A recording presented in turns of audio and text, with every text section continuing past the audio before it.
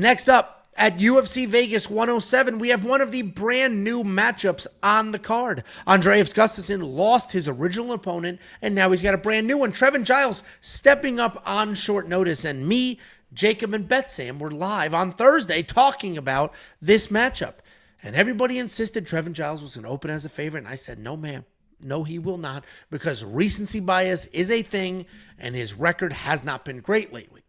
And I'm going to circle back to that point in a second, but we'll start with the breakdown. Trevin Giles is 16-7 in his career, 2-3 in his last 5. He is on a 3-fight skid. He's taking on Andreas Gustafsson, 11-2 in his career, 4-1 in his last 5. He is making his official UFC debut. He was supposed to make this debut a couple of months ago. That didn't work out, and now here he is. And if my power flickers, Jacob, I'll be back. Just sit tight.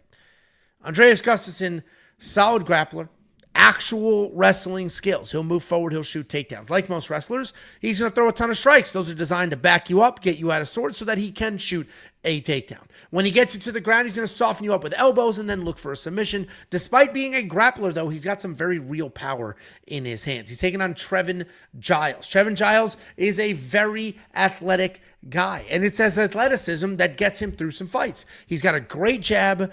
He's really light in his feet, and he does a really good job working in and out of range. He'll throw a combination, then step out of range and reset. And regardless of what the stats say, his wrestling offense is not very good, but his takedown defense is solid at 72%, and that's because of that athleticism. He sets a good pace. He pumps a nice jab. He is coming off that 3rd loss in a row, and this one was to Mike Malott, where he defended the takedown attempt, but he was outstruck.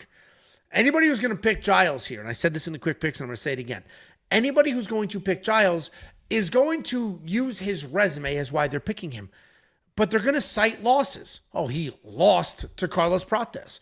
Oh, he lost to Dricus du Plessis. He lost to Michael Morales. Losses aren't wins. And before you going to go in the live chat and talk about he beat Roman Dolidze, say, no, fuck, he didn't. Can we put that on a t-shirt?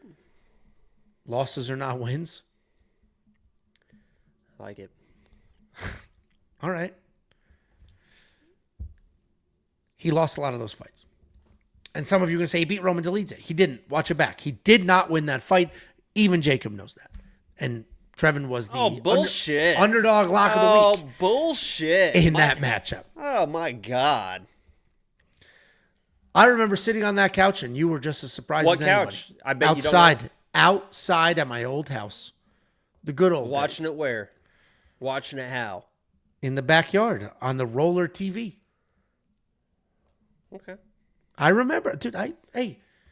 It is weird how you can remember just random moments. Yeah. I remember standing up from the couch, to either go get a drink or go to the bathroom or something, and you were like walking by me looking at you, being like, "He didn't win that fight." Like being excited about lock of the week, and then looking at you, being like, "He didn't win that fight." It was sloppy as shit, and that was pre-cardio Roman. Now he has cardio, so even if it was close, I would not use that as the barometer. And where I'm going with this is I do fully understand that Trevin Giles has had an incredibly tough slate of competition. He has not had an easy road in the UFC. And this is, in all likelihood, the easiest opponent that he has fought in years. But I still think Gustafsson is going to win this fight. Now, am I confident? Not really. But I think Gustafsson can move forward, can stay in Trevin's face. I don't think he cares about the jab because he will just bomb away. Andreas just moves forward and creates chaos. And Trevin, who relies on athleticism, doesn't want the chaos. So I think Andreas can win this fight purely based off of chaos and moving forward and staying in his face. But Trevin has beaten other wrestlers in the past. This is a tricky fight. Much trickier than the original matchup for Andreas, and he's still managing to be a pretty large favorite here. I'm going to pick Andreas. I'm probably not going to spend any money. What do you think, Jacob? Yeah, when we talked about this last week with BetSam, I was kind of on the Trevin side, because I remember watching and doing a live stream for that Gustafsson fight, and I picked against Gustafsson. Obviously, I don't know anything about the fighters beforehand. I just do it based on looks and stuff like that. But all that other guy he needed to fight was just to get off the fucking cage, get back to space, because Gustafsson in space is not very good. I mean, he's just kind of wild, just kind of comes forward. And when you think about this in your head, you're thinking, oh, if they're out in space, Trevin Giles can get the jab going. He's going to be the better boxer. That's going to wear down a guy like Gustafsson. He's not going to be able to get to the clinch. He's not going to be able to get to those takedowns. That's what he wants to do, to be able to wear people down. And then I rewatched that Gustafsson's fight, and I'm like, You said it exactly right, Angelo. Trevin has a really good jab.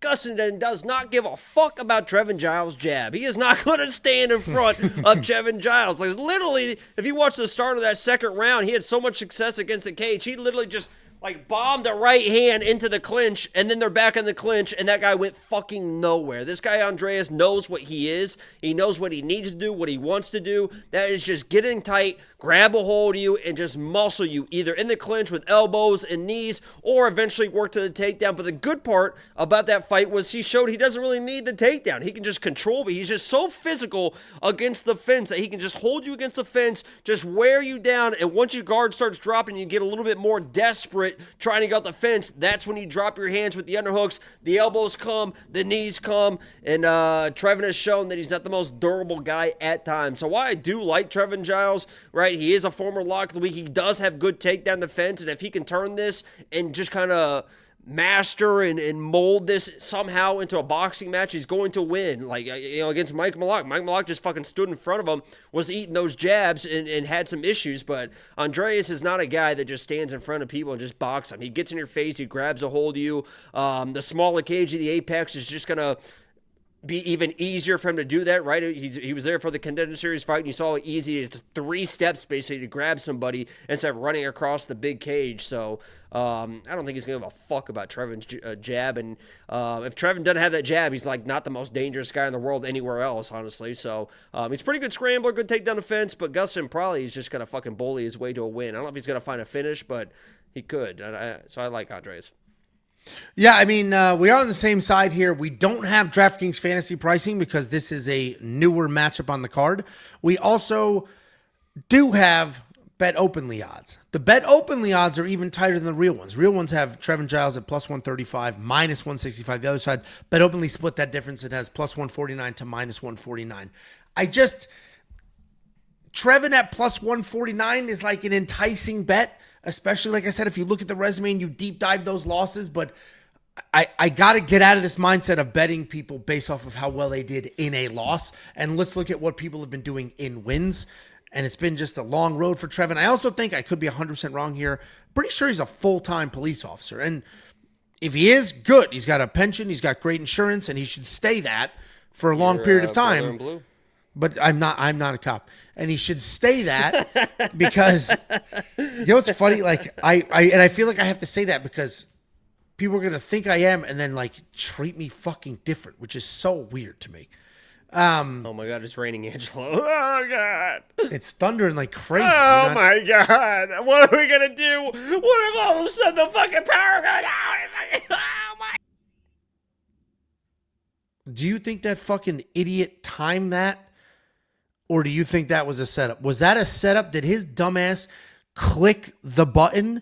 And I'll tell you what, I don't think he did click the button. I think his power did just flicker on him because if you noticed, it froze before it cut out. I think we just watched some real life instant karma with baby dumb dick willing his power to go out thinking he was funny making fun of me. What an absolute clown shoe. And we'll see if it comes back on. You know why I would have thought that was a bit? The reason I know that's not a bit is he froze before it cut out. You dumb shit.